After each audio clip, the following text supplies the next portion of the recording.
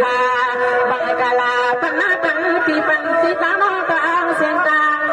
ลายเตรียมก็กวนขายมือนี้นอ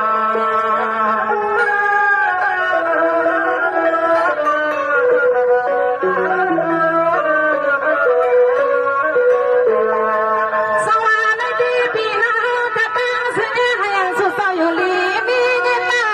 ทางนี้กินยาปืนทำมาเพียงเพียงตัวคนพอนางมีมันไม่ถูกสั่งสอนตัวกันอย่างแค่นี้ที่ตั้งเจ้าความสนางกูก็เศร้าเสียงมาข้าซึ่งผัดเมียบางทีต้องมาตามเสียการมาไก่หุ่นล้อสามแม่